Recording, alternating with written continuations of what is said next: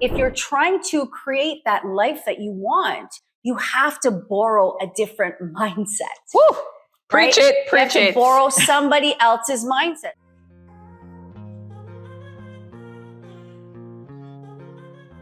I wanted us to come together because I think our two worlds really need to blend. Yes. For those of you who don't know us, I think we should really introduce ourselves so that people can get to know us. So tell us a little bit about you.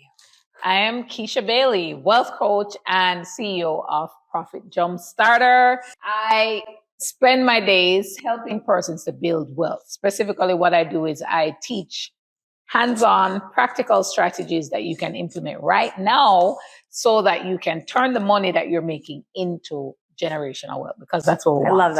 I love that. And my name is Robina Abramson Walling, and I'm a life coach, and I'm also a mindset coach. And I'm here to show people how to really create and design the life of their dreams, all through their mindset. So I'm from transformational life coaching. So I really thought that a really great way for us to blend that gap between people is to really help them understand how their mindset is affecting their money. That's big. Because mindset and money, a lot of people think, well, you know, I'm my money, I'm good. Yeah. But the money won't last if you don't have the right mindset. And one of the things that I really wanted to talk about is like our money story and how money stories really affect the way that we can attract and even be open to the idea of bringing and welcoming money into your life. So I was really curious to hear your story of growing up about money and what the story was around money for you and your family. Well, my story is very unique because we didn't have no money. So my mom, single mom, worked hard. What I learned from her was just hard work. Keep working.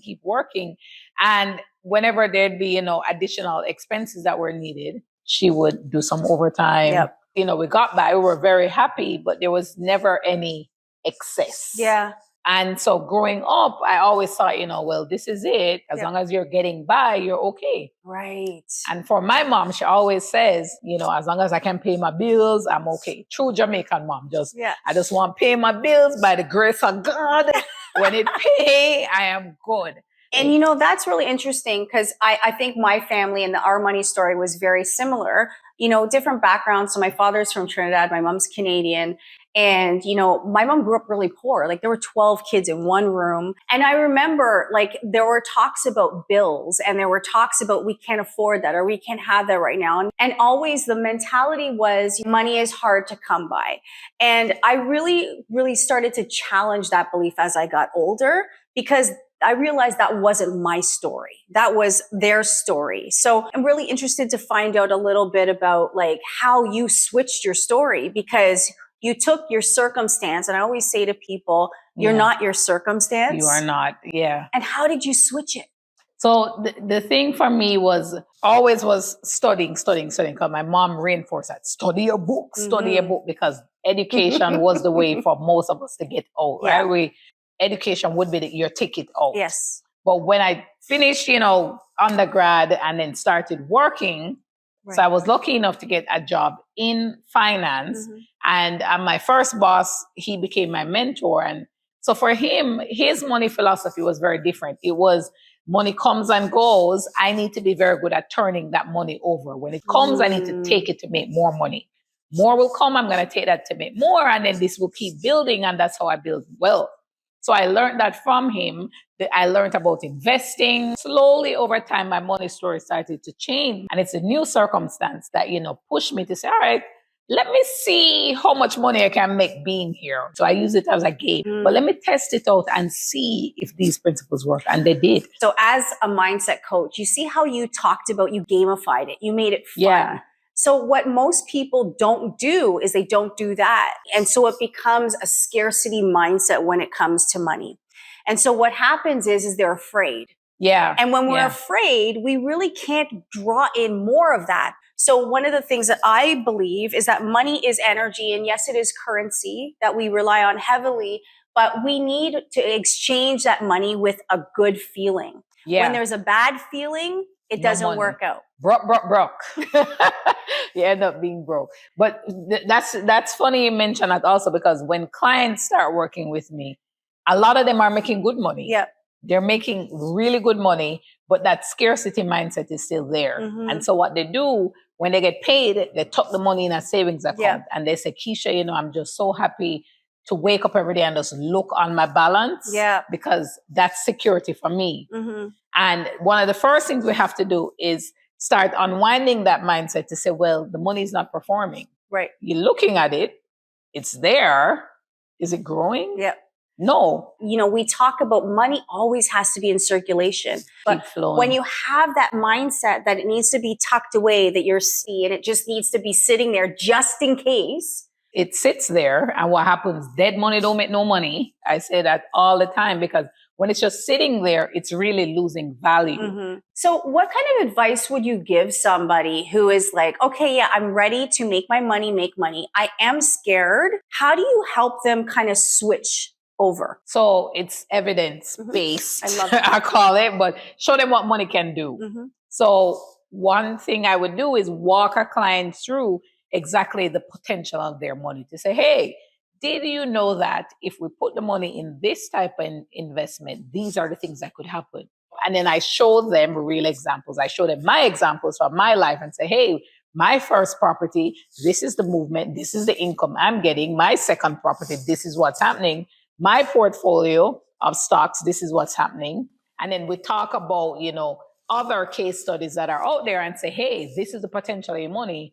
What you are doing? Well, I think the beautiful thing is that you're using yourself as an example. And I use that same philosophy. I say collecting evidence, see what's possible for you. And also even to have conversations with real people that are really going through it and really see their successes. It usually takes you knowing someone to say, okay, I saw that this person did that. How do I do that? Yeah. And that opens their eyes. But the thing also, people don't talk about money a lot. You're right. That's a whole other thing. So you may see somebody making moves and you're like, okay, what's going on here? Most times they're not going to tell you. Most times. And that's why getting coaching and working with persons like us is important because you can see what's going on out the street. Unless an expert is there to guide you, you may not know. Well, how would you walk someone through that? My question to my client when they come in would be, what do you want your money to do? What are those things? We write them down, but we put numbers to them. And I always say numbers make it real because 1 + 1 will always be 2. That's what we know. That's how it goes. If we put numbers behind the goals, they become real. They become attainable because we're going to set a plan. We're going to put the numbers together. I'm going to stack all the ones with you and show you how to do that. So you get the 2, the 3, the 4. But that's the process we go through. We walk through the goals, make them very specific, and then we reverse engineer to come up with that plan. So now that when you're ready to take that to your advisor, say, hey, this is what I'm thinking to do. Help me now to implement this. So you and I strategize together, and then you go and you implement so that we make sure that the goals are achieved. So how would you start kind of teaching people that have no financial literacy whatsoever to encourage them? And when they look at their physical bank account and they don't think that it's possible for them, how would you kind of navigate that kind of a story or conversation with them? Well, it starts by putting yourself in the right circles. We call them the money circles, right? And circle, not cage, because you don't want to put yourself in a situation where you're now, tied down because you're now in a cage. So we want to be in a circle. We want to be in the proximity of persons where we're actively talking about our goals, our dreams, our aspirations. And of course, seek out expert guidance. I always say, if you don't know, go and find somebody who knows, right? One of the early things my mentor told me is that you can't take advice about buying a house from a homeless person. Yeah, and I like that. But what I also love is that you said, find a circle. And my thing is that if you are the smartest person in your circle, you need to get out of it. Because you are literally like a sum of the people that you surround yourself. So if, you see somebody that is making moves, ask them what they're doing. Don't be afraid to ask what books they're reading, what courses they're taking, who their mentor is. Don't be afraid to ask those questions.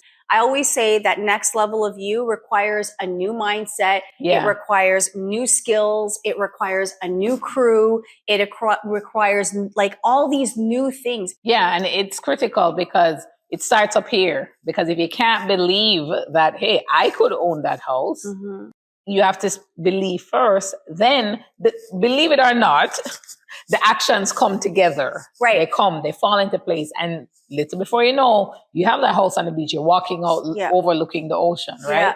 But here's my thing, and I challenge people, because most people they cognitively can understand, I want to make more money. They can cognitively believe that, but it's that subconscious disconnect. So those feelings, like you talked about, that disconnection from, I really don't feel like I'm worthy of that. I really don't think that I can have that. What if it's not possible for me?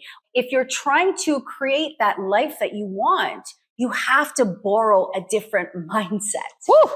Right? Preach it. You have to borrow somebody else's mindset. So you look at people around you that are moving. Don't go to the people that are stagnant, that have security, but they're just happy where they're at.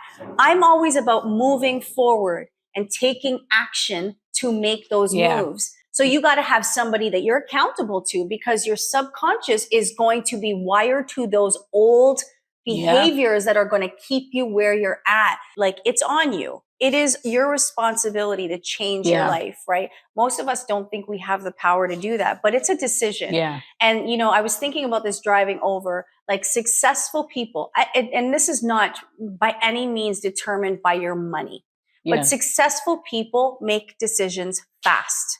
Yes. They know what they want and they go after it, and they figure out the how after. Yes. Right? Yeah. So if your desire is something of a different life, make a decision. Make a decision to, you know what, I'm going to just talk to someone. Find out what my options are. Find out what resources are available to me. That costs nothing. It costs nothing to have a conversation with people.